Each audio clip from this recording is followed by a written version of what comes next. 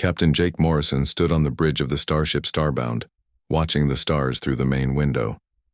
His ship was far from Earth, exploring new parts of space that no human had ever seen before. Jake was 35 years old, with brown hair and calm blue eyes.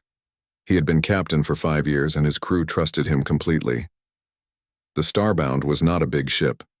It had only 23 people on board, and it was built for exploring, not fighting. The ship carried tools for studying planets and stars, but it had only basic weapons. Jake liked it that way. He believed humans should explore space to learn, not to fight wars. "Captain," called Amy Rodriguez from her pilot seat, "I'm getting some strange readings ahead. There's a lot of metal out there, but it's not asteroids." Jake walked over to look at her screen. Amy was the best pilot he had ever worked with. She could fly the ship through anything, and she never got scared. If she said something was strange, Jake always listened. "How far away?" Jake asked. "About 2 million kilometers. Whatever it is, it's big. Really big." Jake turned to his communications officer, Ben Torres. Ben was young, only 24, but he was very good at his job. "Ben, can you pick up any signals?" Ben's fingers moved quickly over his controls. He frowned at his screen. "Yes, sir. I'm getting lots of signals, but they're not human. Some of them sound like battle communications." Jake felt his stomach tighten. Battle communications meant fighting, and fighting in space usually meant someone was dying. "Put it on the main screen, Amy. Let's see what we're dealing with." The view on the main screen changed. Where there had been empty space and stars, now they could see hundreds of dark ships surrounding a beautiful blue and green planet. The Eye. Planet looked almost like Earth, with white clouds and blue oceans. But the ships around it were like nothing Jake had ever seen. They were black and sharp, like giant knives floating in space. "My God," whispered Dr. Kate Sullivan, the ship's doctor. She had come up to the bridge when she heard the emergency alert. "Those ships, there must be thousands of them." Jake counted quickly. Kate was right. The alien fleet was huge. Each ship was much bigger than the Starbound. They were arranged in perfect circles around the planet like a trap that nothing could escape from. "Captain," Ben said, his voice tight with worry, "I'm picking up transmissions from the planet. They're asking for help. The signals are getting weaker." Before Jake could answer, Amy shouted, "Captain, small ship coming toward us, fast, it's damaged and losing power." On the screen they could see a small silver ship flying away from the planet. Smoke was coming from its engines and pieces were falling off. Behind it, 3 of the black ships were chasing it, firing bright red beams. "That little ship won't make it," Amy said. "Those fighters will catch it in less than a minute." Jake made a quick decision. "Amy, take us toward that ship. Ben, try to contact it. Kate, get ready for wounded." "Sir," said Chief Engineer Lisa Park over the communicator, "if we go in there, those big ships might attack us too." Jake knew Lisa was right. The Starbound was no match for even one of those alien warships. But Jake had been raised to help people in trouble. It was one of the most important human values his father had taught him. "I know the risks, Lisa, but we can't just watch someone die." Amy pushed the ship's engines to full power. The Starbound shot forward, racing toward the damaged alien ship. The 3 enemy fighters saw them coming and turned their weapons toward the human ship. "Shields up," Jake ordered. "Ben, tell that damaged ship we're here to help." The enemy fighters fired their red beams at the Starbound. The ship shook as the beams hit their shields. Sparks flew from some of the control panels. "Shields down to 60%, Lisa reported. "We can't take much more of this." But Amy was already moving. She flew the Starbound in a wild pattern that made the enemy ships miss most of their shots. The damaged alien ship was getting closer. "Captain," Ben said excitedly, "I'm getting a response from that ship. It's speaking English. The pilot says she's Princess Lyra of the Kalari people." Jake was amazed. How did an alien know English? But there was no time to think about it. The damaged ship was about to crash into an asteroid. "Amy, can you catch that ship in our cargo bay?" "I can try, Captain, but it's going to be close." Amy flew the Starbound under the damaged ship. Just as its engines died completely, the alien ship crashed into their cargo bay with a loud bang that shook the whole ship. "Got it!" Amy yelled. The three enemy fighters stopped chasing them and flew back toward the main fleet. Jake wondered why they had given up so easily, but he was glad they were safe. "Kate, get down to the cargo bay," Jake ordered. "We might have wounded." "Already on my way," Kate replied. Jake followed Kate down to the cargo bay. The alien ship was small, built for one person. Smoke was coming from its broken engines, and the metal was bent and torn. Amy and two other crew members were trying to open the ship's door. When the door finally opened, Jake saw the pilot inside. She was clearly not human, but she looked similar to a human woman. She was tall and thin, with silver skin that seemed to glow slightly. Her hair was long and white, and her eyes were a bright purple color. She was wearing a blue uniform that was torn and bloody.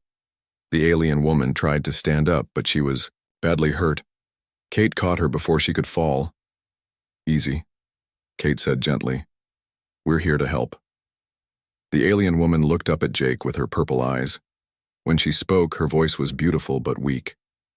"Are you the captain of this ship?" "Yes, I'm Captain Jake Morrison. You're safe now." The woman tried to bow, but Kate stopped her. "I am Princess Lyra Veltar of the Kalari. My people are dying. The Vorthak Empire has surrounded our world. We cannot fight them alone." Jake knelt down beside her.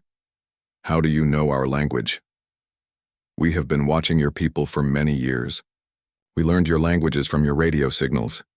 Lyra coughed, and Jake saw blood on her lips. "Captain Morrison, I have studied human military history. Your people fight differently than any other race in the galaxy. You do things that seem impossible."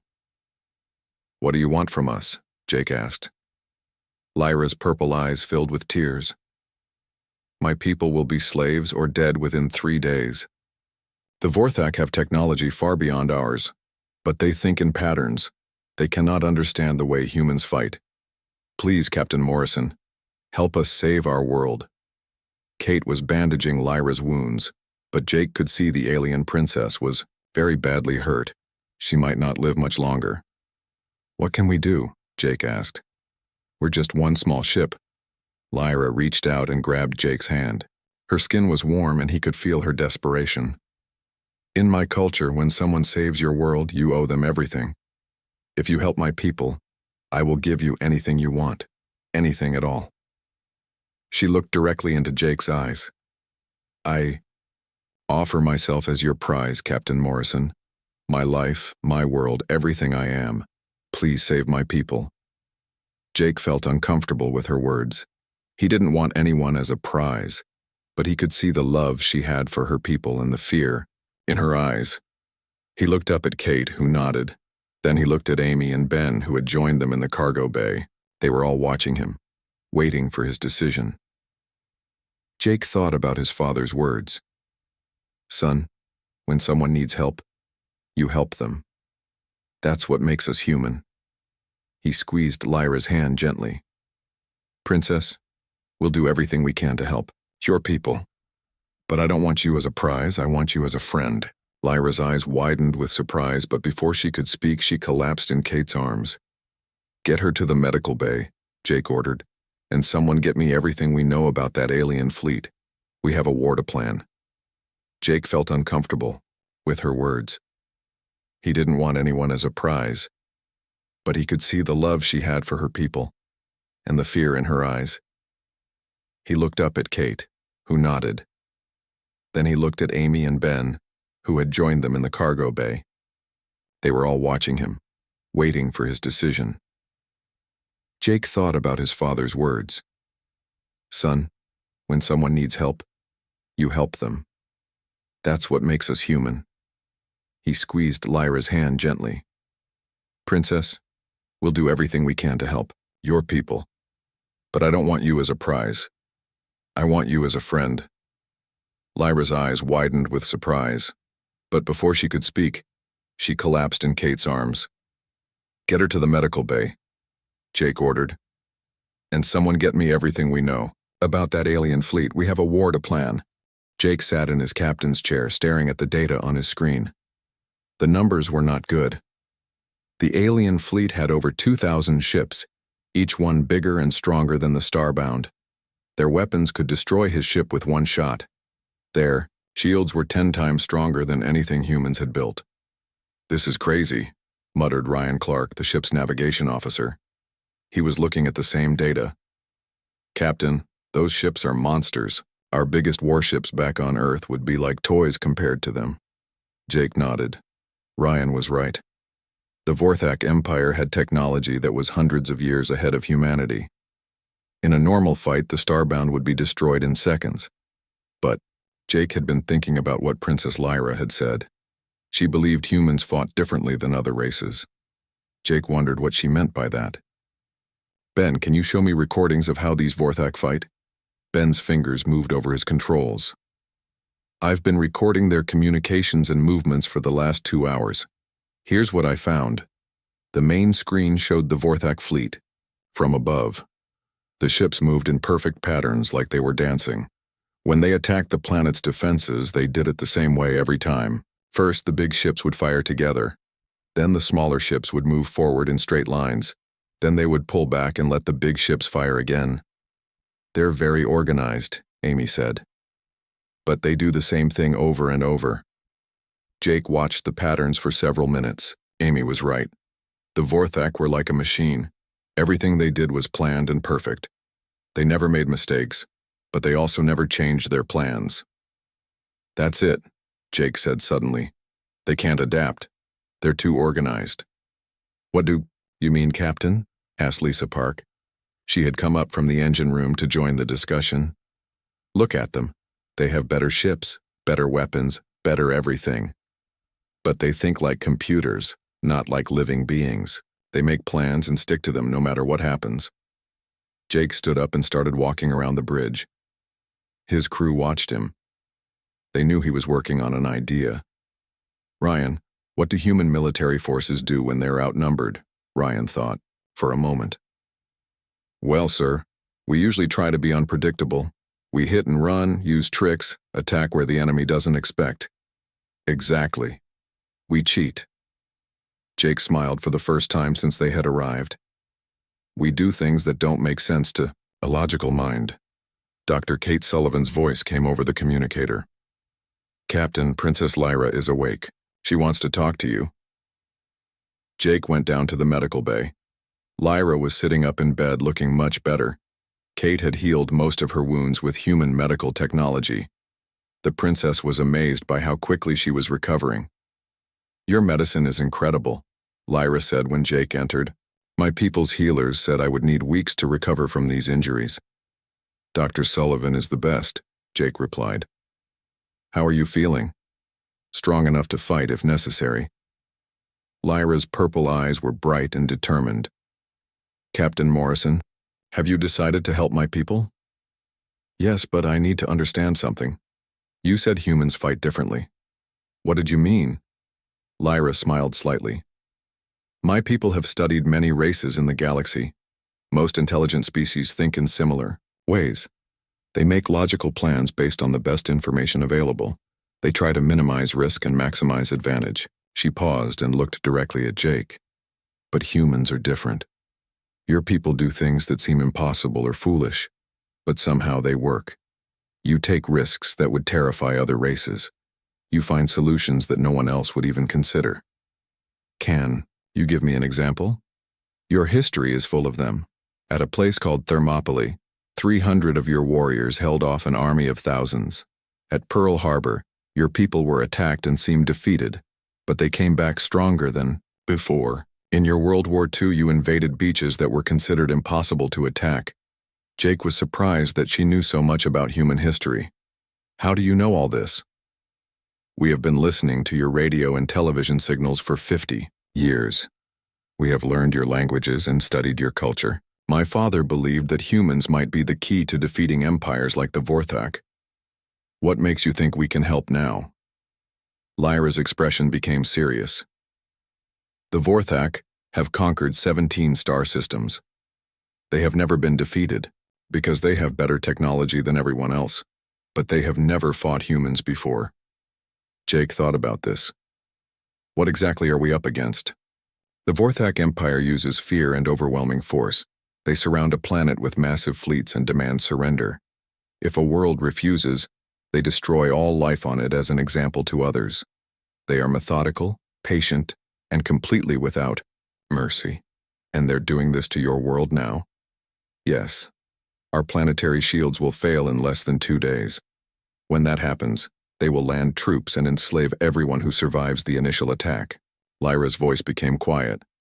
Captain, my people are peaceful. We are scientists and artists, not warriors. We have some defensive weapons, but nothing that can match the Vorthak fleet. Jake sat down in a chair next to her bed. Princess, I want to help, but I need you to understand something. My ship has 23 people on it. We're explorers, not soldiers. What can we possibly do against 2,000 warships? Lyra reached out and took his hand. Captain Morrison, in all my studies of human history, I have learned one thing. Humans do not win because they are stronger or smarter than their enemies. They win because they refuse to give up, and because they think of solutions that no one else would try. Jake felt the weight of responsibility on his shoulders. These people were depending on him to save their entire world. It seemed impossible. Show me everything you know about their fleet, he said finally. For the next 3 hours, Jake and his crew studied the Vorthak ships with Lyra's help. She knew their weapons, their shield frequencies, and their standard battle tactics. More Jake learned, the more impossible the situation seemed. But slowly an idea began to form in his mind. It was crazy and dangerous, and it probably wouldn't work.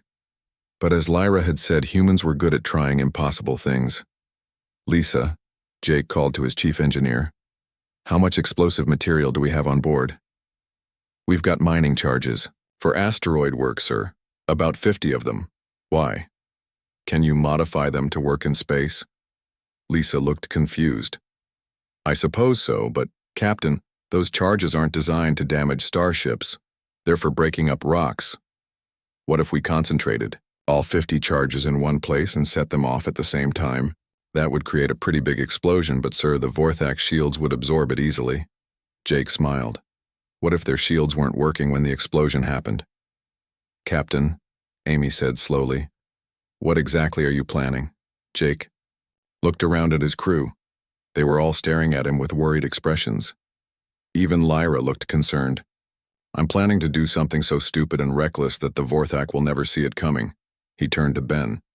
Can our communication system interfere with their ship's computers? Maybe, if I knew the right frequency. But sir, even if I could jam their communications, it would only last a few minutes before they adapted. A few minutes might be enough. Jake was getting excited now. The plan was taking shape in his mind. Lyra, do the Vorthak ships have any weaknesses? Their command ship controls the entire fleet. If something happened to it, the other ships would be confused for a short time while they established new command links. How short? Perhaps 10 or 15 minutes. Jake stood up and started pacing again. That's all we need. Here's what we're going to do. He explained his plan to the crew. When he finished, they all stared at him in shocked silence. Captain, Ryan said finally, that's the craziest thing I've ever heard. Will it work? Jake asked. Ryan thought for a moment. It might. If we're very lucky, and if nothing goes wrong, and if the Vorthak react exactly the way you think they will. So you're saying there's a chance? Amy laughed despite herself. There's always a chance, Captain, but this plan, it's either brilliant or completely insane. Jake looked at Lyra. What do you think, Princess? Lyra's purple eyes were shining, with something that might have been hope. Captain Morrison, this plan is exactly the kind of impossible thing that only humans would try. I think it might actually work. Then let's get to work, Jake said. We have less than 2 days to save a world. The Starbound flew slowly away from the Vorthak fleet, trying to look like it was running scared. Jake watched the enemy ships on his screen. So far, they were ignoring his small vessel. Good. That was exactly what he wanted. Lisa, how are those charges coming? Jake asked over the communicator. Almost ready, Captain. I've connected all 50 mining charges to a single detonator. When they go off, it's going to be the biggest explosion this little ship has ever made. And the cloaking device? That's the tricky part. I've jury-rigged our geological survey equipment to bend light around the ship. It should make us invisible for about 30 minutes, but the power drain is enormous. After that, our engines will be dead. Jake nodded. Lisa had worked for 18 hours straight to make his crazy plan possible. If this didn't work, they would all be dead in space. Ben, what about the jamming signal? Ready, Captain. I've analyzed their communication frequencies. When I broadcast our signal, it should scramble their command systems for about 10 minutes. And the music? Ben grinned. I've loaded every song, poem, and story in our database. If I broadcast all of it at once on random frequencies, it should confuse the hell out of anyone trying to listen. Jake looked over at Princess Lyra, who was standing next to Ryan's navigation station. She had insisted on being on the bridge during the attack, even though Kate wanted her to rest longer. Lyra was studying the Vorthak fleet positions with intense concentration. Princess, are you sure about their patrol patterns? Yes, Captain. The Vorthak are very predictable. Every 6 hours, they rotate their ships to new positions. During the rotation, there is a gap in their sensor coverage that lasts exactly 4 minutes and 37 seconds. That's not much time. It will have to be enough. Jake took a deep breath. Everything depended on the next hour. If his plan worked, they might actually damage the Vorthak fleet enough for the Kalari to have a fighting chance. If it failed, everyone on Lyra's world would be dead or enslaved within days. Amy, take us to position Alpha. Nice and slow. We don't want to attract attention. Amy's hands moved over her controls with practiced ease. The Starbound changed course, moving toward a large asteroid field near the Kalari planet. From the outside, it looked like they were trying to hide among the rocks. Captain, Amy said quietly, I've been thinking about this plan. Even if everything goes perfectly, we're still going to be in the middle of the biggest space battle in history. How are we supposed to survive that? Jake had been wondering the same thing. Once they attacked the command ship, every Vorthak vessel in the fleet would be trying to kill them. The Starbound was fast, but it wasn't fast enough to outrun 2,000 enemy ships. We'll figure that out when we get there, he said. Right now, let's focus on the attack. The asteroid field was perfect for their plan. The rocks were big enough to hide behind, but spread out enough for a ship to fly between them. More importantly, the asteroids would interfere with the Vorthak, sensors giving the Starbound extra cover. Lisa, are you ready to activate the cloaking device? Ready, Captain. But remember, once I turn this on, we'll be flying blind. Our own sensors won't work while we're cloaked. That's why we have Lyra. Princess, can you guide us through the fleet using just visual navigation? Lyra nodded. I have memorized every ship position. I can get us to the command vessel. Then let's do this. Lisa, activate the cloak. The lights on the bridge dimmed as power was diverted to the cloaking system. Through the main window, Jake could see their own ship becoming transparent. In a few seconds, they were completely invisible. It's working, Amy whispered. I can't even see. Our own hull, and take us in, Jake ordered, nice and easy. The Starbound moved out of the asteroid field and toward the Vorthak fleet. Jake's heart was pounding as they passed between the massive enemy ships. Some of the Vorthak vessels were over 1 kilometer long, with weapons that could vaporize planets. If just one of them detected the cloaked human ship, the mission would be over. Turn 15 degrees to starboard, Lyra said quietly. There's a patrol ship moving toward us. Amy adjusted course just as a Vorthak fighter flew past them, so close that Jake could see the alien symbols on its hull. The fighter's sensors swept the area where they were hiding but found nothing. Command ship dead ahead, Lyra reported. 2 kilometers. Jake could see it now. The Vorthak command vessel was enormous, at least twice the size of any other ship in the fleet. Its hull was covered with communication arrays and sensor dishes. This ship was the brain of the entire enemy force. Amy, take us in close. We need to place those charges right next to their main reactor. How close is close? As close as you can get without actually touching them. Amy's piloting skills were about to be tested like never before. She flew the Starbound through a gap between 2 destroyer escorts, then slipped under the command ship's massive hull. Jake could see the enemy ship's reactor through an observation window. It was a glowing sphere of energy that powered the entire vessel. Perfect, Jake breathed. Lisa, Deploy the charges. The cargo bay doors opened, and 50 modified mining charges floated out into space. Each one was equipped with magnetic clamps that locked onto the command ship's hull. In less than a minute, the explosives were in place. Charges deployed and armed, Lisa reported. We have 5 minutes before detonation. Get us out of here, Jake ordered. But as Amy started to move the ship away, alarms began blaring on the Vorthak command vessel. Lights flashed, and Jake could see alien crew members running to their stations through the windows. They've detected something, Lyra said urgently. Not us, but they know something is wrong. How much time left on the cloak? Jake asked. 3 minutes, Lisa replied. But Captain, if we're still this close when those charges go off, the explosion will destroy us too. Jake made a quick decision. Ben, start broadcasting the jamming signal now. Hit them with everything we've got. Ben's fingers flew over his controls. Suddenly, every speaker on every Vorthak ship in the fleet began playing a mixture of human music, poetry, and random noise. The sound was so chaotic and unexpected that it overloaded their communication systems. The effect was immediate. All, across the fleet, Vorthak ships began to drift out of formation, as their pilots lost contact with command. Some ships actually collided with each other, as their automated navigation systems struggled to process the contradictory signals. It's working, Ryan shouted. Look at them. The perfectly organized Vorthak fleet was falling apart. Ships were firing at random targets, trying to figure out where the interference was coming from. But the human signals were so chaotic that their computers couldn't analyze them. Amy, get us clear, Jake yelled. Amy pushed the engines to maximum power and flew the Starbound away from the command ship just as the cloaking device failed. Suddenly, they were visible again, right in the middle of the enemy fleet. 30 seconds to detonation, Lisa announced. Vorthak ships all around them began turning their weapons toward the small human vessel. Energy beams started flying in all directions as the enemy tried to destroy the source of the jamming signals. Hold on, Amy shouted as she threw the ship into a series of wild maneuvers. The Starbound flew between two battleships using their own bulk as cover.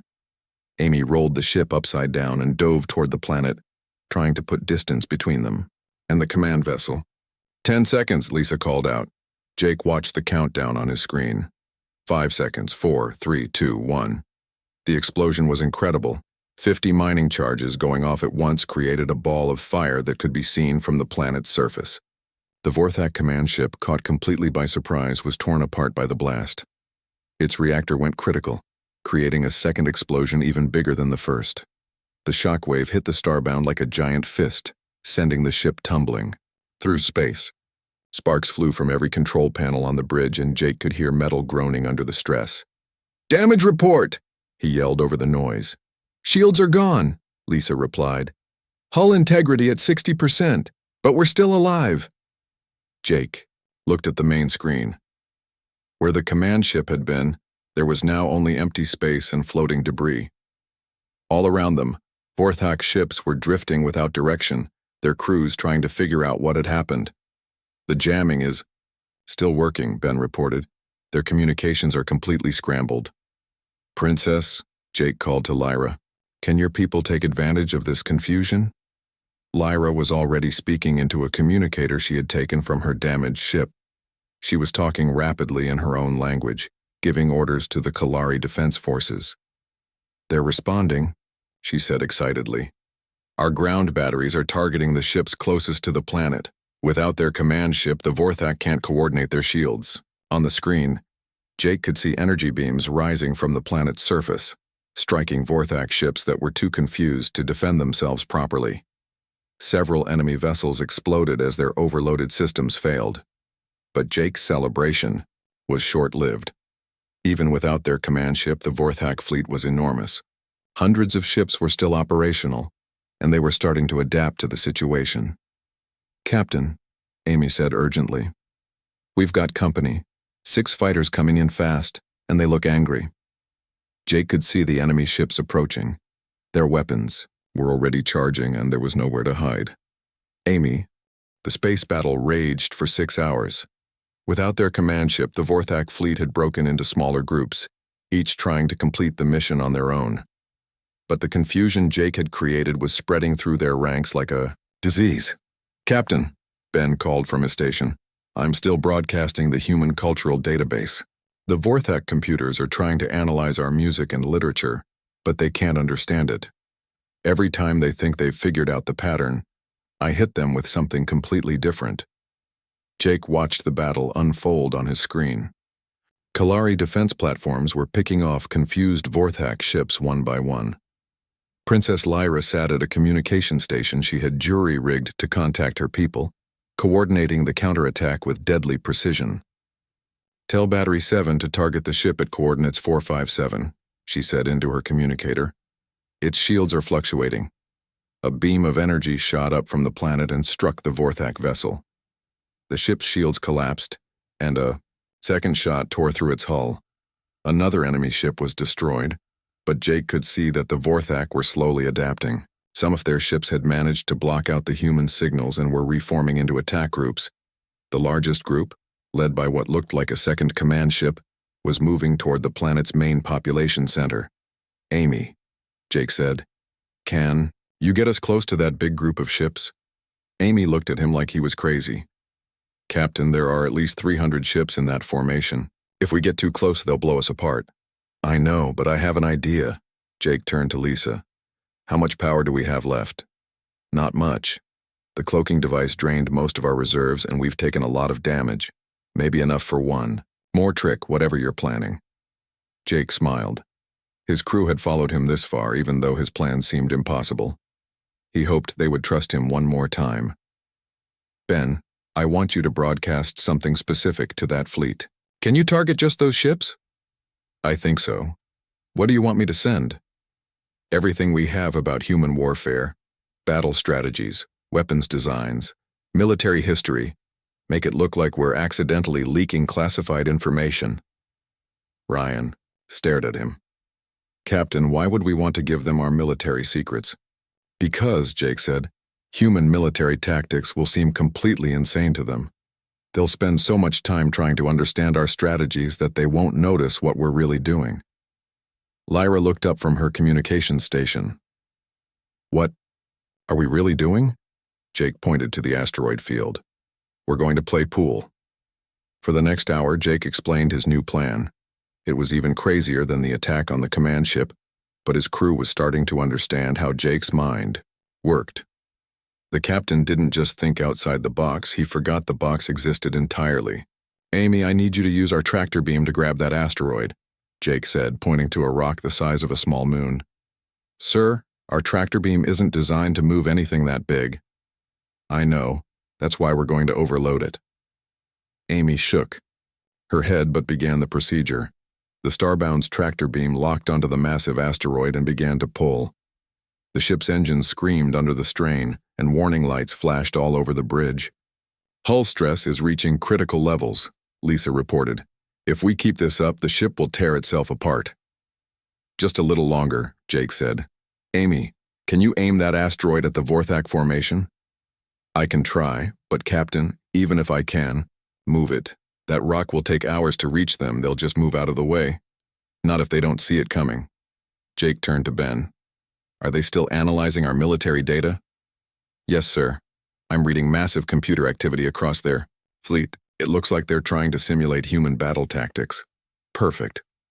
Lyra, I need your people to do something that will look like a major attack but actually be a diversion." Lyra smiled. She was beginning to understand Jake's thinking. "A feint. Draw their attention while you move the asteroid into position." Exactly. The plan worked better than Jake had hoped. While the Kalari launched what appeared to be a desperate assault on one side of the Vorthak fleet, Jake and Amy slowly maneuvered the massive asteroid toward the enemy formation. The Vorthak were so busy analyzing human military tactics and responding to the Kalari attack that they didn't notice the mountain-sized rock drifting toward them. "Ben," Jake said when the asteroid was in position, "I want you to stop broadcasting the military data and start sending them something else." "What?" "Human poetry, specifically love poems." Ben's eyes widened. "Sir?" "Do it. Suddenly, every Vorthak, ship in the fleet was receiving broadcasts of human love poetry, from Shakespeare's sonnets to modern song lyrics. The effect on the alien computers was devastating. After hours of trying to analyze military strategies, the sudden shift to emotional, romantic content completely overloaded their systems. "Now, Amy," Jake said quietly. Amy released the tractor beam just as the asteroid reached the center of the Vorthak formation. The massive rock, moving at tremendous speed, crashed into the largest enemy ship like a cosmic bowling ball. The impact destroyed the ship instantly and sent debris flying in all directions. But that was just the beginning. The asteroid's momentum carried it through the entire formation, smashing into ship after ship.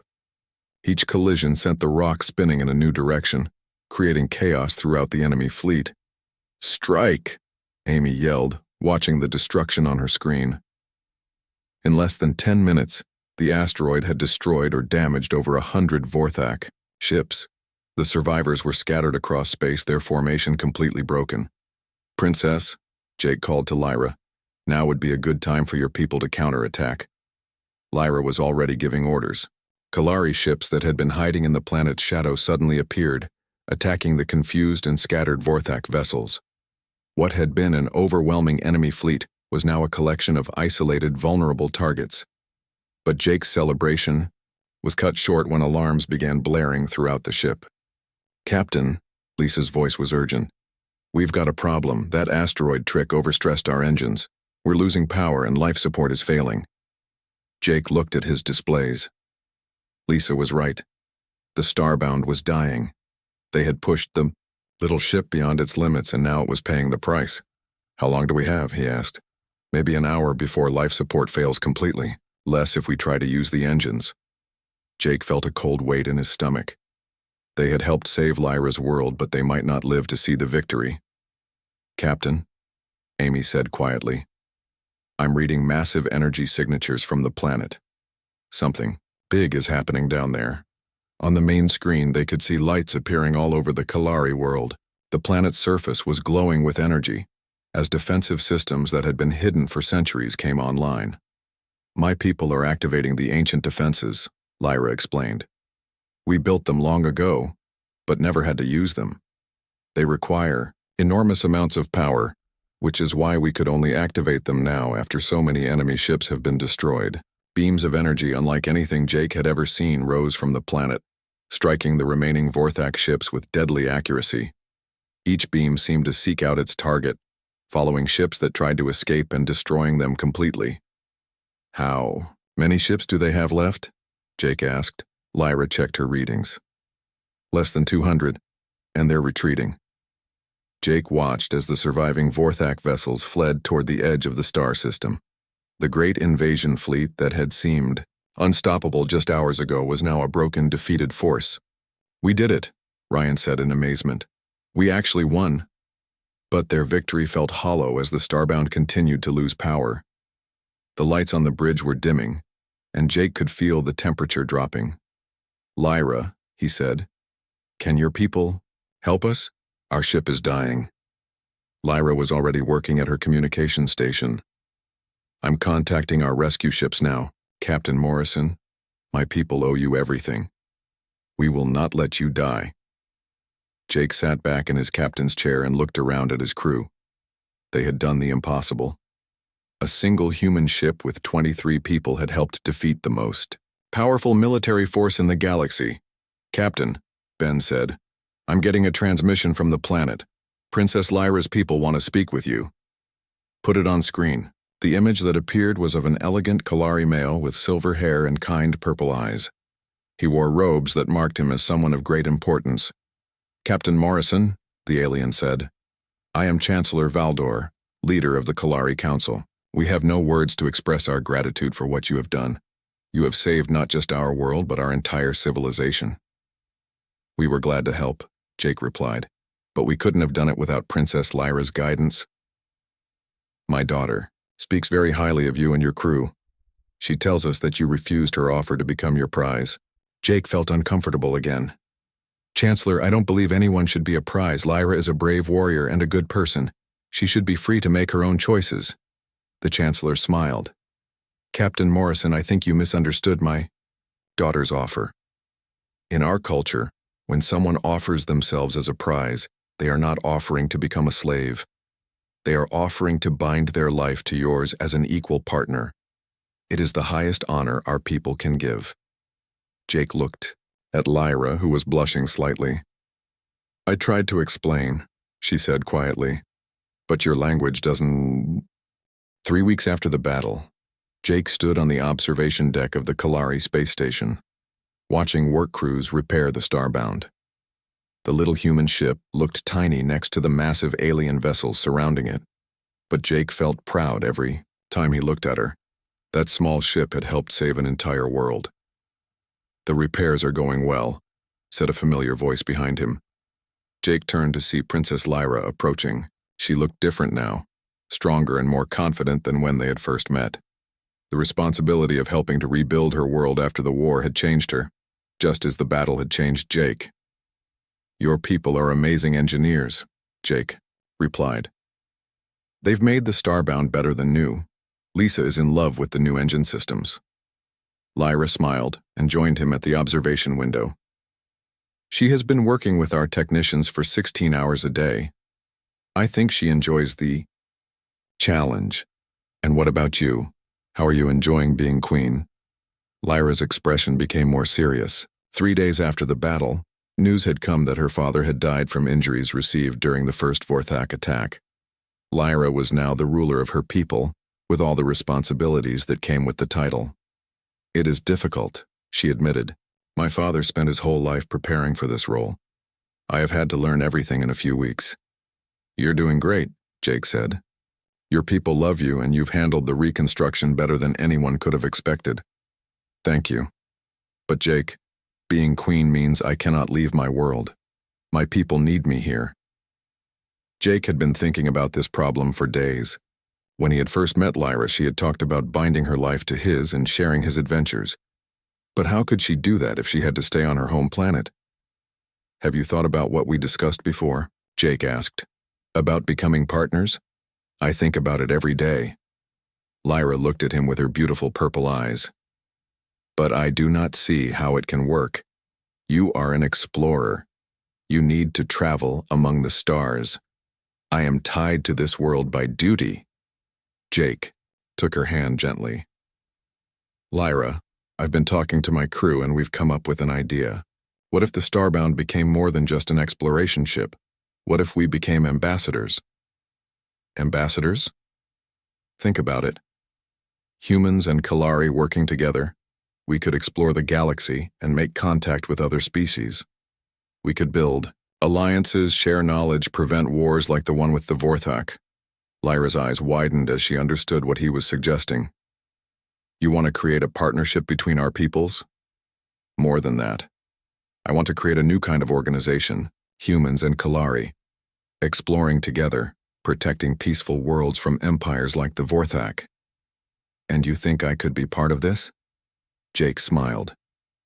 Lyra, you're the one who brought our peoples together. You understood that humans could help when no one else did. Who better to represent both our species among the stars? Lyra was quiet for a long moment, thinking about his proposal. Finally, she spoke. Jake, such a partnership would change everything.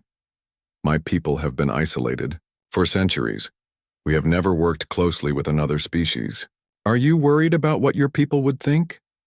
No, Lyra said firmly. After what you and your crew did to save us, my people would follow humans anywhere. They call you the Impossible Warriors now. Children sing songs about the tiny ship that defeated 1,000 enemies. Jake laughed. Impossible Warriors? I like that. But Jake, if I agreed to this partnership, it would mean spending months or years away from my home world. Are you sure that is what you want? Jake looked into her eyes. Over the past 3 weeks, he had spent every free moment with Lyra. They had talked about their different cultures, shared stories of their peoples, and slowly grown closer. Jake had never felt this way about anyone before. Lyra, 3 weeks ago, I thought I was just an explorer. I thought my job was to find new planets and study them. But meeting you changed everything. I realized that the most important thing we can do is bring different peoples together, help them understand each other. He paused, gathering his courage. And I realized that I don't want to explore the galaxy alone anymore. I want you with me, not as my prize, but as my partner in every sense of the word. Lyra's face lit up with joy. Jake Morrison, are you asking me to marry you? I'm asking you to share your life with me, to explore the stars together, to build something new and amazing that neither humans nor Kalari could create alone. Yes, Lyra said without hesitation. Yes, I will be your partner in all things. Jake pulled her into his arms and kissed her. Through the observation window, he could see the stars stretching out in all directions, filled with infinite possibilities. When they finally separated, Lyra was smiling so brightly that she seemed to glow. So, Captain Morrison, what is our first mission as partners? Actually, Jake said, I've been talking to Chancellor Valdor about that. He's received reports of another aggressive empire called the Zephyrians. They've been attacking peaceful worlds in the next star system. And he wants us to investigate? He wants us to do what we do best, be impossible. Lyra laughed. I think I am going to enjoy being impossible with you. 1 month later, the Starbound departed from Kalari space. But it was no longer just a human exploration vessel. Half the crew was now Kalari, including Queen Lyra, who had appointed a council to rule in her absence. The ship itself had been rebuilt with the best of both human and Kalari technology. Most importantly, the ship now carried a new mission. Instead of just exploring, they would seek out peaceful civilizations and offer them protection and alliance. They would be defenders of the innocent and enemies of those who would conquer and enslave. Jake stood on the bridge with his new wife beside him. Lyra wore a uniform that combined human and Kalari designs, marking her as both queen and ship's officer. On her finger was a simple ring that Jake had made from metal salvaged from the destroyed Vorthak command ship. Course laid in for the Zephyrian border, reported Amy, who had been promoted to first officer. Estimated travel time? 6 days. Any word from our contacts in that system? Jake asked. Ben Torres, now the ship's chief communications officer, checked his readings. 3 more worlds have gone silent in the past week. Whatever the Zephyrians are doing, they're doing it fast. Jake looked around at his bridge crew. Half were human, half were Kalari. All were united in their mission. Dr. Kate Sullivan was training Kalari medics in human techniques. Lisa Park was working with Kalari engineers to design new technologies. Ryan Clark was learning Kalari navigation methods that used stellar wind patterns. Well, team, Jake said, it looks like the impossible warriors are needed again. Amy, take us out. The Starbound jumped to hyperspace, carrying its mixed crew toward their next adventure. In the months and years that followed, the ship would become famous throughout the galaxy. They would save dozens of worlds, defeat 3 different empires, and prove that cooperation between different species could accomplish anything. But for Jake, the greatest victory was already won. He had found his perfect partner, someone who shared his values and his dreams. Together, they would explore the galaxy and make it a safer place for everyone. In his private quarters that night, Jake found Lyra studying star charts and planning their approach to the Zephyrian territory. Any ideas? He asked, sitting down beside her. Several, she replied, showing him her calculations. But I think the key will be understanding their culture first. Every species has different weaknesses. And what do you think the weakness of the Zephyrians will be? Lyra smiled and kissed his cheek. I think they have never fought humans before. They have no idea what impossible really means. Jake laughed and pulled her close. Then let's go show them. Outside their window, the stars streamed past as the Starbound raced toward its next impossible mission. And in the ship's computer, Ben Torres had uploaded every piece of human music, literature, and culture they could find. After all, you never knew when you might need to confuse an alien computer with a love song. The galaxy was a big place, full of dangers and wonders. But as long as humans and their allies were willing to do the impossible, there would always be hope for peace among the stars. And sometimes, Jake thought as he held his wife close. The most impossible thing of all was finding someone who understood that true partnership meant choosing to face the universe together, as equals, forever. The Starbound flew on through the night, carrying its crew toward whatever challenges awaited them. Behind them, the Kalari world glowed peacefully in space, free and safe because a small group of humans had been willing to try something impossible. And ahead of them, the stars held infinite possibilities for new adventures, new alliances, and new victories for the impossible warriors.